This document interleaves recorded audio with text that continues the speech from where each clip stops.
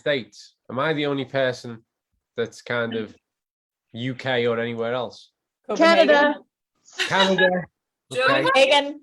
Same Spain. part of the globe. Canada. Hey, UK. Canada. Who's UK? Me. Me. I thought Navin. Navin. There he is. I thought there was a moment ago I heard a voice and I thought that sounds very English.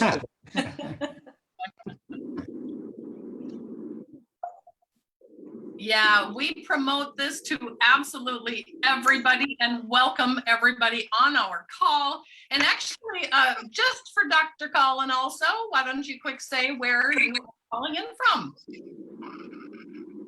Spain. Spain. Yeah, expat in Spain, Colin. I was going to say, Drew, you don't sound Spanish. No, I'm not. I'm a Brit. One of our Spain here too, from Marbella, Spain. Nice. Another thing. Cyprus. Cyprus, lovely. Welcome from Kelowna, British Columbia. Nice.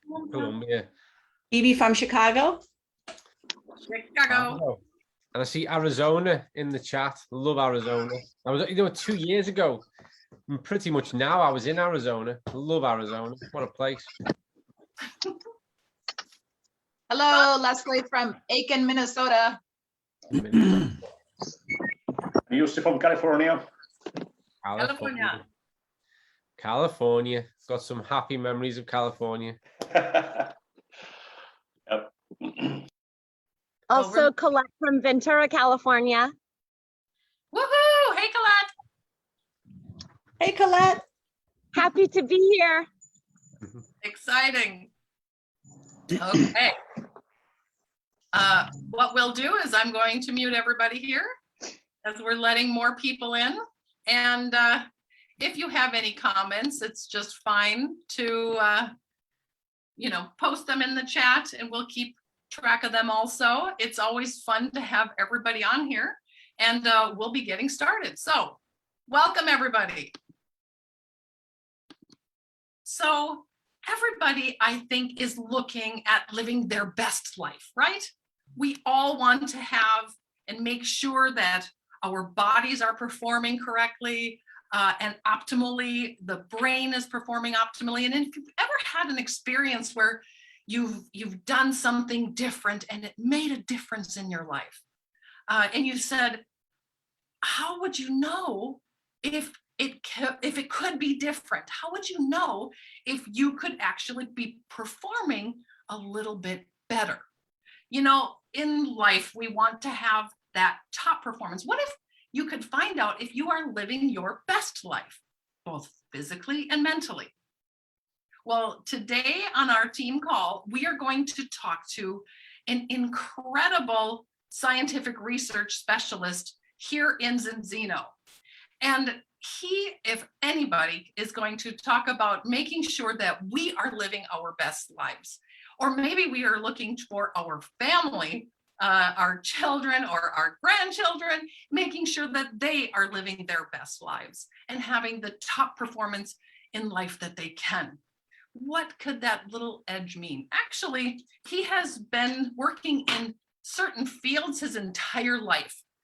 The exercise physiologist, a nutritionist, the strength and conditioning coach.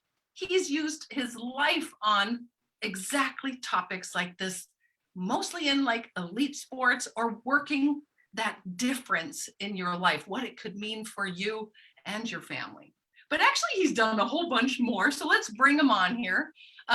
Dr. Colin Robertson. Hello, Dr. Colin. Hi, Carla. Thanks for that very kind introduction. I've really just been having fun.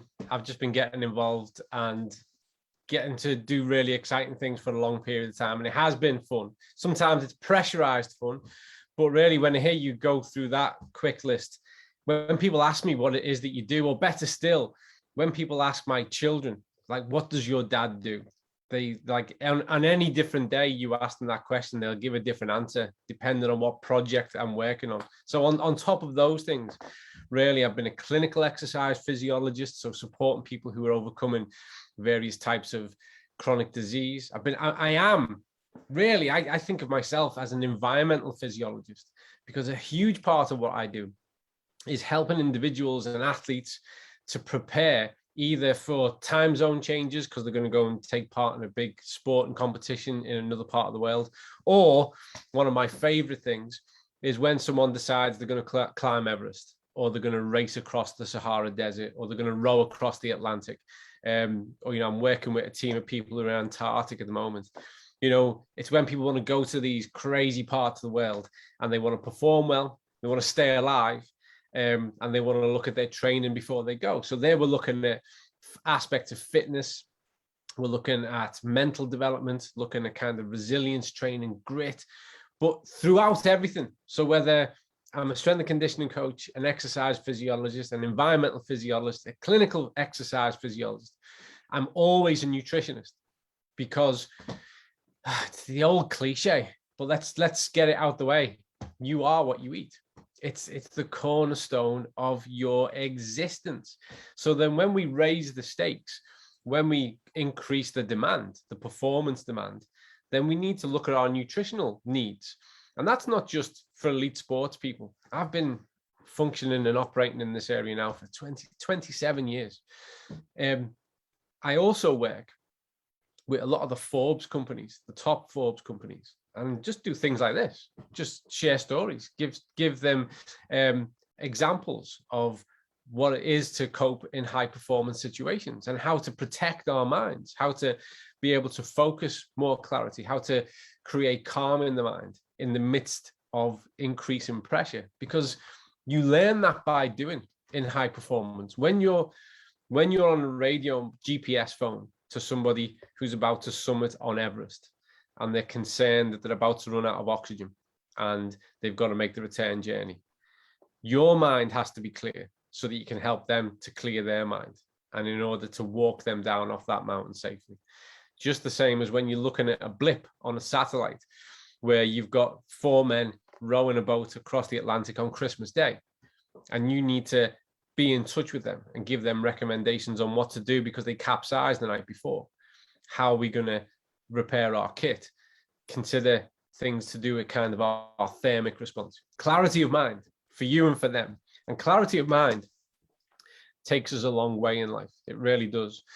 Today, though, really, I'm going to talk about a few things. It's kind of nutrition for life, but it's the context I'm going to put it in is nutrition for sport. And I'm going to talk about some of those examples, because the way I look at sport through all my experience is it's just high performance humanism. It's what we're all capable of. Okay. And it's just us humans under greater demand. That's all it is. I promise you that. Okay. That's what it is. And so when we look through that lens, when we look at us under the greatest pressure and need, well, we find out a lot about ourselves. It magnifies the situation. But most of what we consider in those environments, they work for all of us in our daily lives, in our professional lives, our personal lives, and certainly in the choices that all of us might want to make for the people around us. If you're going to listen to what I'm going to chat about for the next however long it takes me, get comfortable. It could be that you're thinking of your children, your grandchildren, nieces, nephews, that boy, girl who lives next door and is pretty good at soccer, football, baseball, whatever it is. And you want to be able to pass on some good hints and tips, because if any of you have any kind of reputation for knowing something about food, about nutrition, then people often will ask you questions and want to kind of get your advice. So hopefully this will give you more information to share, because that's what it's all about for me. It's about sharing best information so that we can help more people. We can change more lives.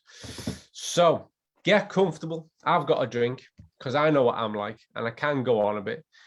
Some of this information I shared at the recent director's trip down in Portugal, which is just an example I'm going to give really of how we work in a certain area. But I'm going to get to that bit in a minute. So let me do the cliche and bring up my slides, because it's not a real presentation unless you've got a slide deck. And then let me ask the immortal question. Let me see here. Why is that not going big screen? It should do. There we go. Now we're talking. going to ask the immortal question. Can you see that? Absolutely. Yeah, Excited about it. And we're so excited to have you here. I've just loved so far. Dr. Colin, we're so proud to have you in Zinzino. And Thank you. exactly what people want to do is that really makes a difference with just that little bit more better performance, correct? It just makes Right. that difference. It's small increments. Winning change is done in small increments. So bear with me, folks. Let's go through, now that you can see my nice collection of pictures, mostly what this is. Okay, first of all, I want to start off by saying this. We're going to look at this through the lens of sport, but nutrition for sport is nutrition for life. You know, you can't be a good sports performer if you don't just have a really good nutritional approach to how you manage your life. It's not about, you know, having just these decisions that are made just about sports and performance. They're kind of the context that fits around what you do. The foundation needs to be good nutrition, and that's where we all need to be. And then we look and we respond to those certain types of demands that come our way. That's really this in a nutshell. When we look at performance in sports, though, there are factors that play an influence. Genetics, for sure. 50% of your genetic capabilities, potential, you inherit from your parents. And everyone used to think that that was the bit that really mattered most. You know, it was these genes that you got, and it was a lottery based on your mum and dad and your ancestral trail that goes all the way back. But actually, that's not true. We're far better informed now. And we know that epigenetics, you know, the things that influence how our genes are expressed, how they perform, are far more powerful. And guess what? The biggest epigenetic components are the food you eat, how much you move, and your lifestyle choices. So things like smoking, vaping, alcohol, all that stuff. But what you eat, the number one epigenetic that changes how your genes are expressed. So if you want to write a new you, start right now. Make a better nutritional choice. And those high performing, powerful epigenetic foods will start to tell your genes how to perform. I don't want to jump ahead, but I will do for a moment. The reason I'm at Zinzino, the reason I joined Zinzino, is I was working on an epigenetics project all about omega-3. And I was sat here in my study at home, and I was going, how do we fix this? We've got this huge global situation where people just don't have enough omega-3, and creating that fix is really, really tough. And, you know, I don't know what, I mean, on a different day, I've got different kinds of beliefs and things, but the phone rang. I was literally here looking at this. There's this computer and there's a computer here. I need the big one when I'm looking at like research papers. And the phone rang, and it was a good friend of mine who said, have you ever heard of a company called Zinzino? And to this day, I still can't believe the coincidence of it, because that's why I'm here. And that was the eureka moment that went, that's the fix. That is the fix with omega-3. That's what we need to do. Anyway, back to this. So the choices we make shape and tell our genes how to perform. And this is really important in sport. And if it's important in sport at this point, it's important to all of us, because it shapes who and what we are. And Carla started off by saying we all want to live our best life. I like to think that's true. 100% like to think that's true. But I think a lot of people don't know how to start doing that. They don't know what's the first thing that you do to start changing the gear, to live your best life. And I think some people, sadly, don't believe that that's possible for them, that it happens everywhere else and elsewhere. And through my experience, that's not true. You can start to make an improvement on how you're living and how you experience the world and your health status, one good decision at a time. So through making those good decisions, moving a bit more, better food choices, thinking about those negative things and bringing them down, we can start to rewrite our own gene expression. Really powerful and important. This is how the food pyramid is supposed to look. Balanced diet, and we see there that at the bottom we've got our hydration, then we've got all our good veggies, and then we've got our whole grains and our good complex carbs. That takes us into our milk and dairy kind of sources that we should keep, you know, moderate to minimum. And then we've got our good fishes and eggs and meats for our lean sources of protein. Then we get to our fats and oils, those key omega-3s, also 9 and 7, and we still need 6, remember? We're just overwhelmed in it. And those processed foods should just be the tiniest little block that we have, the odd treat, the odd little bit of confectionery, the odd little bit of convenience. That's how the food pyramid, in a way, could and should work. Sadly, that's the reality of the global food pyramid. That's what we're dealing with. And this is such a well-established fact now that anyone who's shocked by this, where have you been? Because this is getting published everywhere. It's in journals, it's in magazines, it's on online blogs. We're talking about this everywhere. 60%. Look at the data that I have access to. That's quite modest. 60 to 80% in most areas that we see that are relying on ultra processed foods. But when we combine that with processed foods as well, that takes us up to probably capture it. And then our minimally processed, which should be the foundation of what we consume, is the bit at the top. So we're inverse. That's the problem we've got, is we are inverse. We need to go back to this. We need to flip it. We need to go back. It needs to look like this. But everywhere it looks like this. And let's make no bones about it. It's really tough. These foods at the bottom and these foods manufacturers, and I don't mean to point out any specific brands. They're just an example of the big brands that are out there. But we know they work on bliss point technology, well aware of the dopamine cycle. Really, they have a phrase that's called snackability. And a certain company marketed off this. Once you pop, you just can't stop. You'll consume the whole product, not because of the nutritional need, but because you just like it. The dopamine response, the taste. And rather than having 4 or 5, once you stop, you just can't. Once you pop, you can't stop. You go through a whole tube. So this is the problem that we've got. But what I want you to understand is that a lot of times our athletes who come into the system, so they come into an academy, they'll come into what we call here in the UK, we call this pathway. So if you're an Olympic athlete in the UK, you enter what we call pathway. And that's whereby, you've established yourself, you've shown some ability, you started to win a few competitions regionally. And so you come under the fold. And in England, we have what's called the English Institute of Sport. So anybody who represents Team GB will come through one of those. We have Scottish Institute, we have the Welsh Institute, and we have the English Institute. And they manage these, and some of them are just children because they're showing that talent early on. And they'll come from a diverse range of backgrounds. And they've got mums and dads that just live the normal life. So a lot of these children step in and then they meet someone like me who says, you got to stop all that. That's not going to get you to a gold medal in 10, 15 years time, because that's how early we recruit athletes. If you're an academy soccer player at a big club, and funnily enough, I was speaking to an academy just 2 weeks ago, Liverpool, a local team to us. I got up and did a food presentation to their mums and dads, because the minute they become a part of the academy, we have to influence how they consume food. So we go in and we speak to the parents. And why? Because they're the ones who are buying it. And they're the ones who are in their 30s, 40s, 50s, who are entrenched in this behavior. And you look around the room and they look like anybody else, which is a fix that needs to happen as well.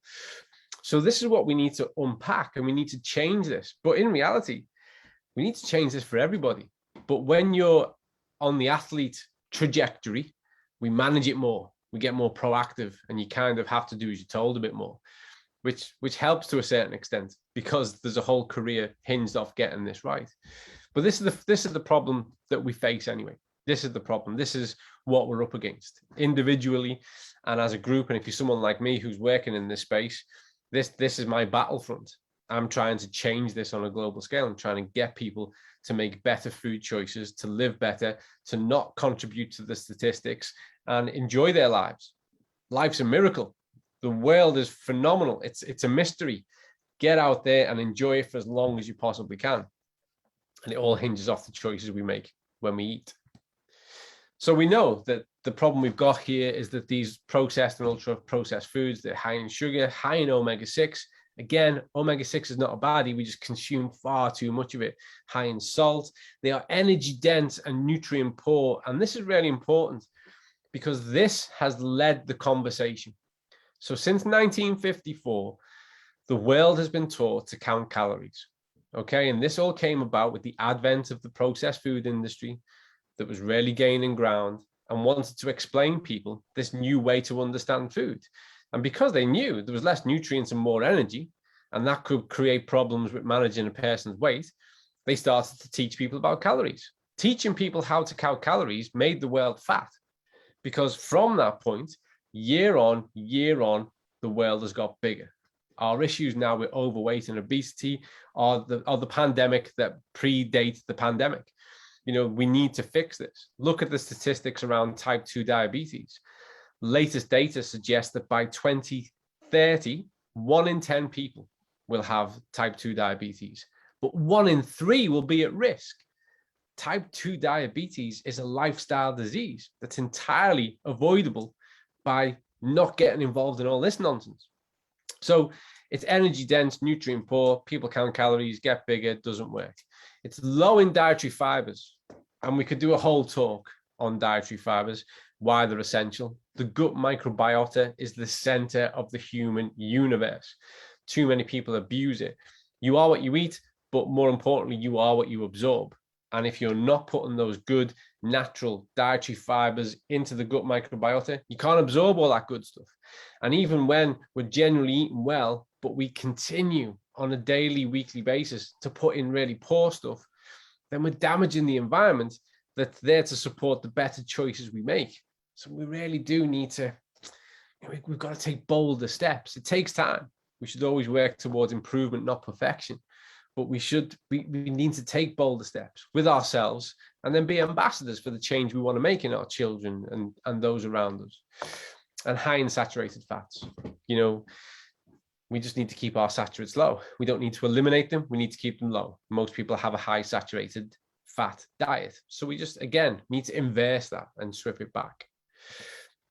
So how we can counteract all of this. And this is really powerful and provocative, really. And one of the first, I was well aware of Dr. Paul Clayton. I knew of Paul way before. I've known of Paul's work for 10, 15, probably 20 years. You know, Paul is well established in the nutrition sphere, and well established because he's got very forward ways of thinking, and he's not scared to say it. And I love all that, always have. So I've admired him from afar. Again, when I got told about Zinzino, I went and had a look at the website, and I thought, who's behind this? And I brought up that page, and right at the top was Paul Clayton. I remember going, wow, well, there you go. That it all now makes sense.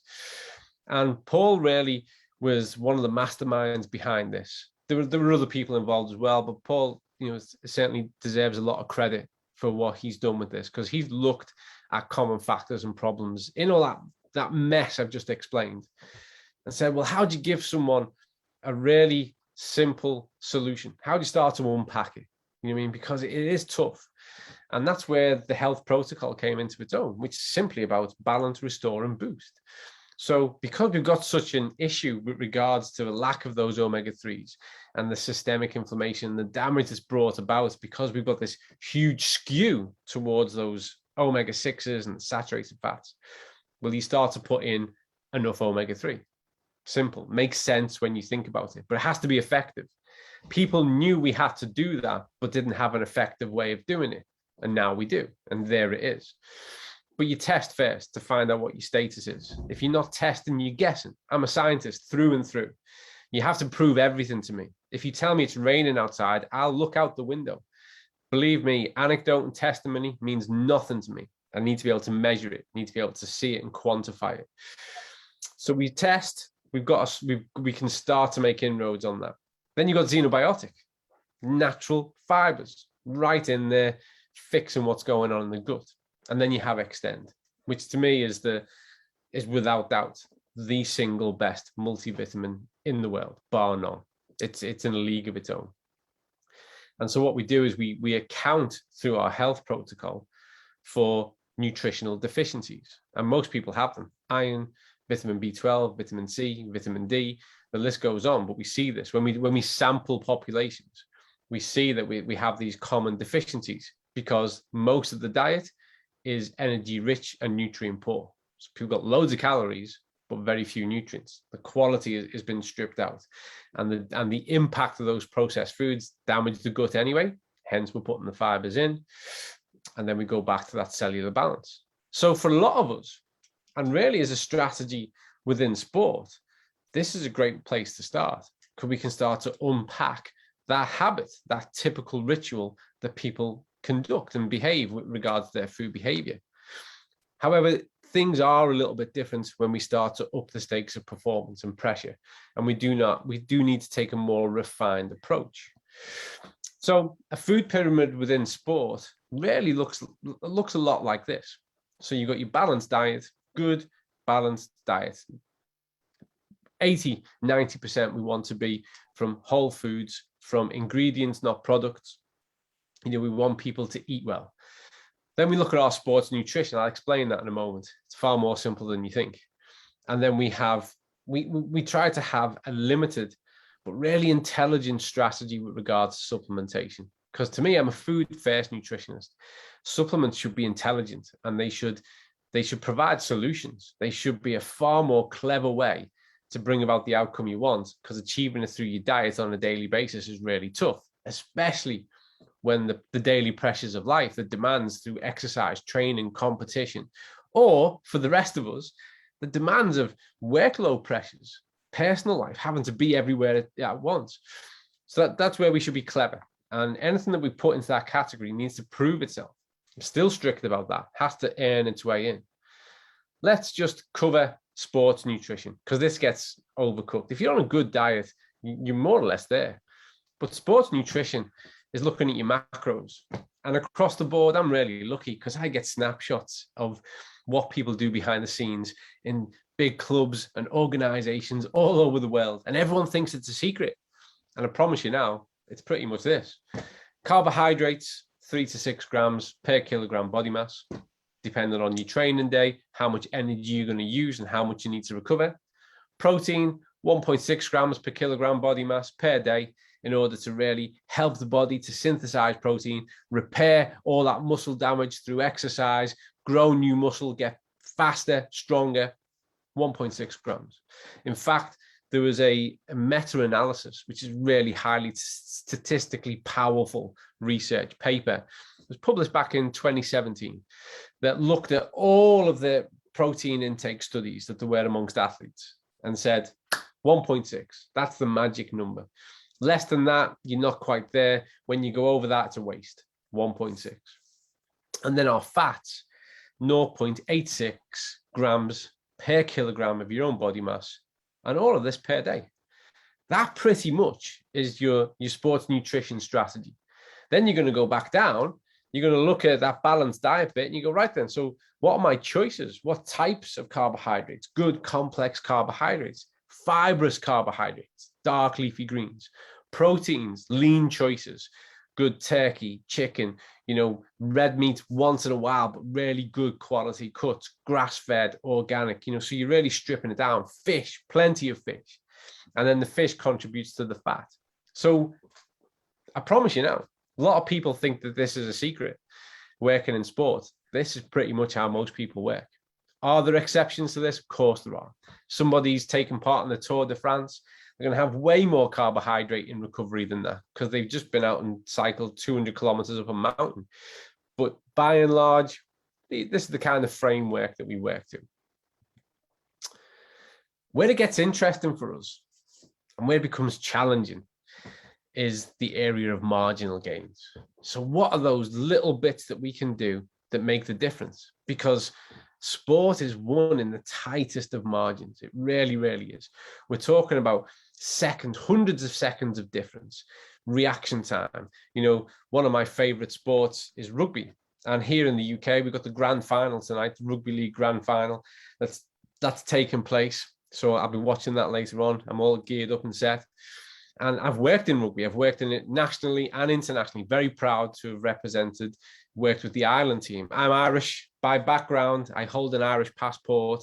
I'm Ireland through and through, and to be the head of performance for Ireland, taking them off to a World Cup, 2 European Cups, that was like a pinnacle. And for me, working with rugby athletes is everything you'd want from sport, because you're looking at endurance, you're looking at speed, power. It's a full contact sport. It's immense. But winning, apart from the tactical side, the physical side is all about who's the quickest to the ball, who can chase a ball quickest, who can turn quickest. It's all those tiny little things that make a difference. And so the example I'm going to give now isn't rugby at all. Forget all that, I was just getting passionate. We're going to look at 100 meters.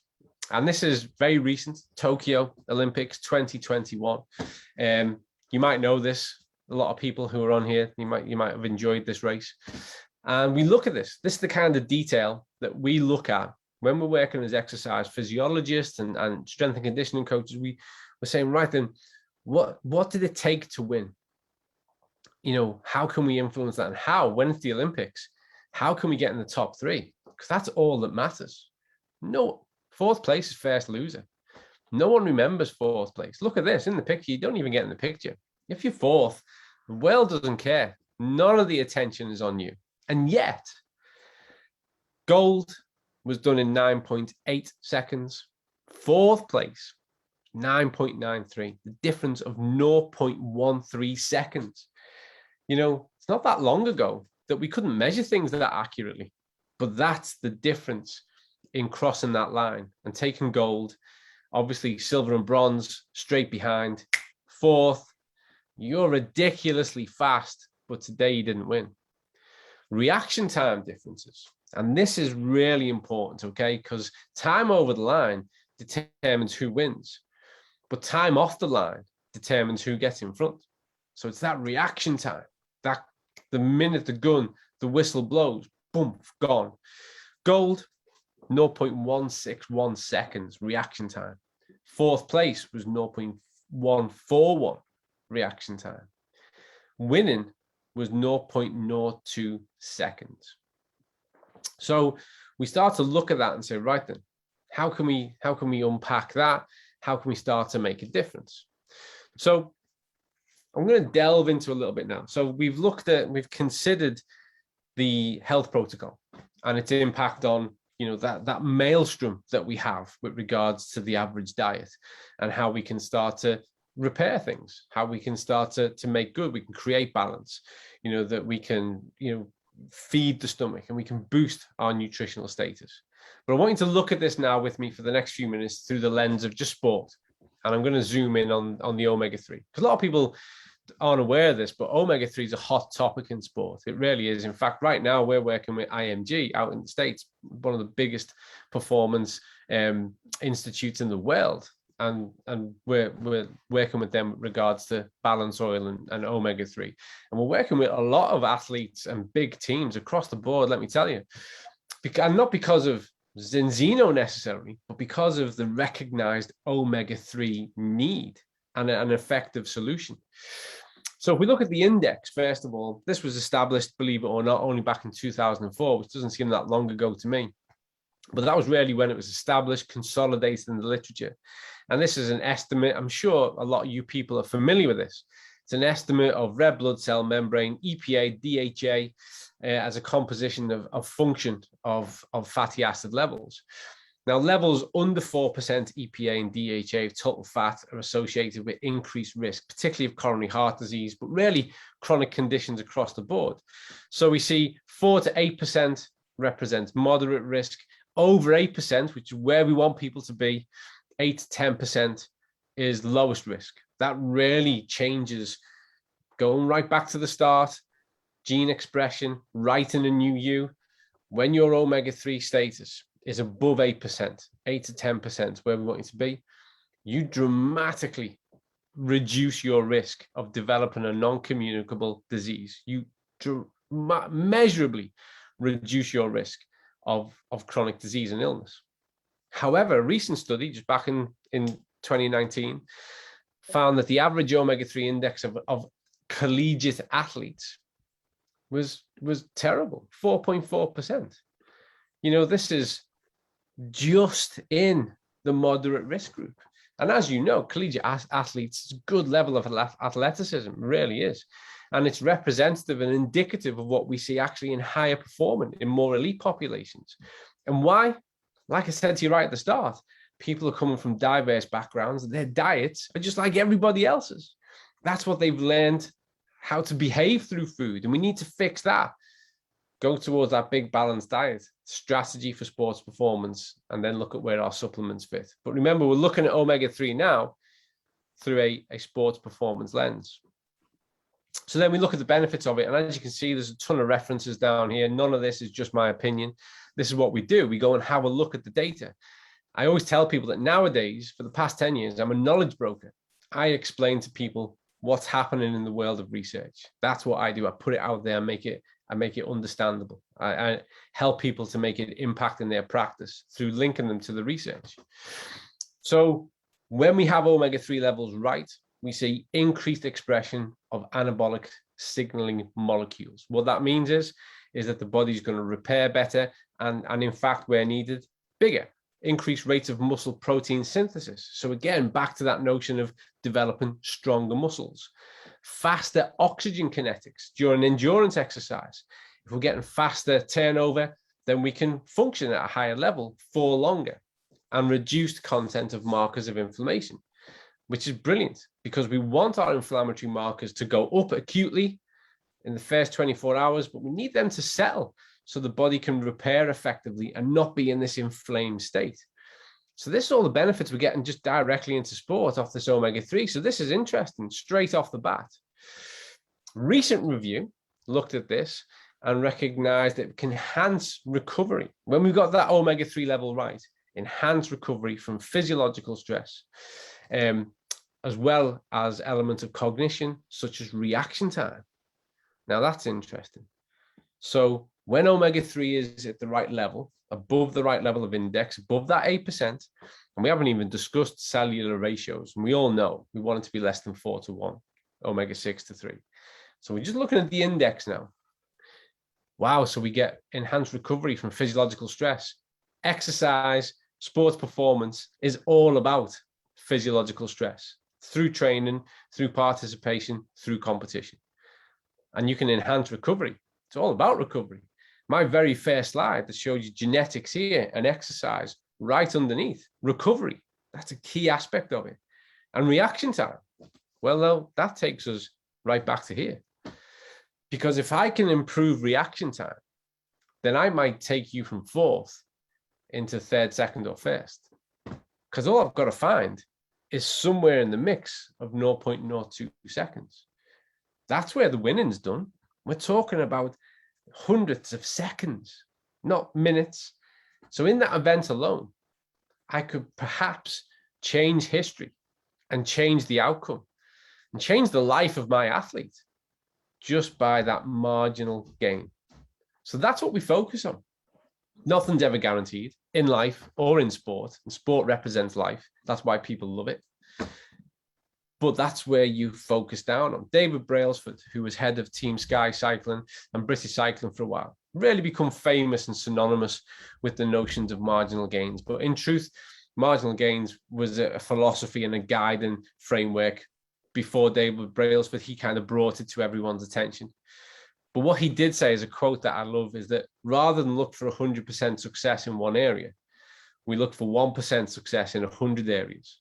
And I love that approach. Because it could be that in the gym, the S&C, the strength and conditioning coach, gets a little bit more power out of the athlete, increases the power to weight ratio. It could be that the sports rehabbers and the physios are able to do some hands-on and facilitate a bit of better recovery. It could be that the psych guy and the physiologist helps with some sleep. And it could be that the nutrition person goes in and brings about a few keen changes, introduces and gets the athlete rightly balanced and set. And all of that combined brings a result, change sport and history, and change that, believe me, it changes the individual's life, because you go down in history, you have the medal, you take that home, you show it to your friends, family, you show it to the nation, you enter the history books. And even from a professional point of view, that can be the difference between getting another 4 years funding or not. That can be the difference between getting sponsorship. That can be the difference between stopping right now, ending your career, and actually continuing to function for the next 10, 15 years, just by finding a place where we can bring back 0.1, 0.05, 0.2 of a second that puts you in the winning position. It's that powerful, and that's how we approach it, and that's what we do. And so, because previously, I can promise you this, from the trenches, and a lot of the work that I do now, speaking to my network of colleagues who are working in high performance sports,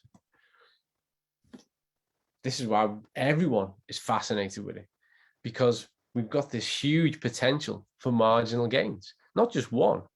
We can get increased muscular development, increased reaction time, increased aerobic capacity, decreased muscle breakdown, and decreased muscle soreness. If that was on the tub, saying 100% guaranteed, do you want this for your athlete? There'd never be any left on the shelves. Every single person taking part in any kind of sport would go, I need that. Because everything that comes after that, those carbs, those proteins, all that kind of stuff, relies on this. This has to be in place. The system has to be able to do it. And so what we have is a safe and effective solution. You know, looking at the sports part of it, one of the things I'm most proud of since arriving at Zinzino is I was really passionate about making sure that we had informed sports certification. That's the universal, that's the worldwide gold standard to say these products are safe. There's no cross-contamination, and athletes at all levels are safe to use this product. Previously, we had informed choice, which is really, really good. But again, due to my sports background, we go, what's good, what's best? You know, so good's great, love good, but what's best? I want what's best. I think we all take that approach to where we're at in life. I don't think any of us are settlers. And I wanted what was best, and we've got it. So every single product, in fact, not just the balance oil, every single product we provide now has informed sports certification. So we have a solution, and in sport, that's what we look for. We look for solutions. We recognize the problem and we hunt down a solution. In life, I would encourage you to do the same, is recognize the problem and find the solution. And the first place to start with any kind of health fix is to look at your diet. I'm going to stop sharing because they're all the slides that I had. That's pretty much everything I wanted to direct myself through. And hopefully that's given you an insight on what we do in that part of the world, and hopefully giving you a kind of some understanding of the crossover, really, of that healthy, balanced diet approach, plus where it marries with and it provides the foundation for sports performance. But I want you to think of it not just as sports performance, but high performance. And whenever we expect a greater performance from ourselves, our diet should upregulate to reflect it. I love this, Dr. Colin. I actually love what you said, high performance in humanism, because if we want to top perform in life, you know, it's also in sports. And I know how you feel about sports. It kind of brings the world together. And you mentioned something about changing history for people in sports and maybe getting them to that third place instead of fourth, and how marginally different that can be. But it's actually, I'm thinking of it, I'm not going to be the elite sport person at the moment, but I'm thinking how many people need to hear this now in regards to having that, being the best, getting the best, and making sure that we're top performing humanists humans in general, or for our children or our grandchildren. Absolutely, everybody needs this. Absolutely. And I think sometimes people think there's too much of a gap. Humans are capable of incredible things. Absolutely. All of us so capable. And I think a lot of people sell themselves short because they don't realize actually what's within their grasp. And we can all not only impress those around us, that's irrelevant. It's about being able to impress yourself and to step up and live and do the things that you want to do. We're physical. You know, we came into this world and it's a physical world. And I think everybody should be looking to physically engage to the best of their ability for as long as they possibly can. And again, the cornerstone of that is that what you eat, your diet directly determines the quality of that existence and what you can do and for how long you can do it for. So we're all performers. You don't need to be getting a medal or a cup or a trophy. You don't need to have a certain team kit on. We're all performers, whether you want to walk up your local hill, whether you want to go trekking, rambling, whether you take part in your local sports, or whether you just want to be vibrant and well, which is actually, I'd argue, is the most important thing. Vibrant and well and able to engage. And for a lot of us, and I see this now, you know, I'm the big 5-0 next year. I've got 3 children. My son is 16 and, you know, he's becoming quite a machine. And I think I need to be able to keep up with him, you know, riding a bike, going for a run, doing the things, you know, I want to be able to engage and be a part of that and not just a spectator on the side. And later on in life, I hope that I'm blessed with the opportunity that these 3 kick on and give me grandchildren. And I want to be able to pick them up. I want to be able to play in the park. I want to be able to do all that good stuff. And that hinges off my dietary choices now, investing in future me. It's the tracks I laid down for the life I want to live in 10, 15, 20, and 30 years time. I love, and I have the same thing, Dr. Colin. I am also at that age. I have 2 grandchildren, and from Zinzino, it has made such a difference in my life to be able to run around with those grandkids, and they'll be great. I can tell you, it's great with children, but grandchildren are also amazing. I have one last question before we let you go to your rugby matches, and that is, you know, Zinzino, you said it's the best. That's why you're here, and we talked about changing the future and what this really can do. How do you see what we're doing with getting the word out and why we should be out here getting the word out to absolutely everybody? What do you see as in the future? I mean, the thing to recognize, I think it's different for me. And I want to share this because hopefully it'll kind of give you an assurance. I get to see where the global conversation around nutrition is and nutritional need. You know, I'm actually representative on one of the standards panels for the World Health Organization. So along with UK Active and Europe Active, these are panels that I sit on. So I get real insight to the conversation. And what everyone is starting to switch on and starting to look for, because people start to recognize things as the evidence emerges. We sit at the highest table with regards to this. This is why, remember I said earlier on, what's good, what's best? I never wanted to join a company that was good. I wanted to do something that's best so that we can make the best difference and we can do the best by others. People are coming to us. We're in a very beneficial situation now where more and more people are coming to us and they are approaching us proactively and saying, right then, we understand it, we get it, what you've done, what you've got. Right then, how do we make this reach more people?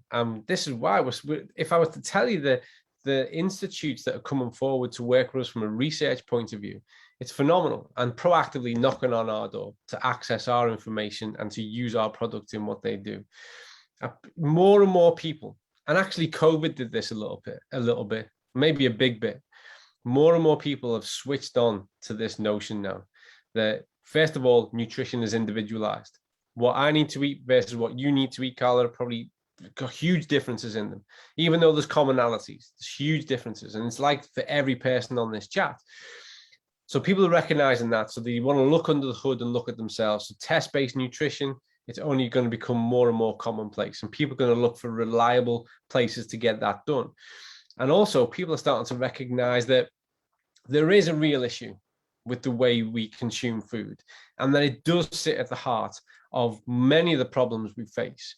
And so within that, more and more people are saying, what can I do that will make a positive difference today?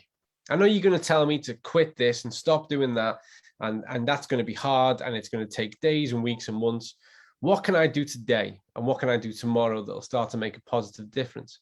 And that's where epigenetics comes in, and that's why I always tell people I'm an add before you subtract nutritionist. Add Extend, add balance oil, add the prebiotic, put xenobiotic in, they will start to make a difference immediately to your health status. You will start to improve. From the first sip, from the first tablet, you will start to improve. And then you're already building a legacy and a track record of success. Gain confidence from that.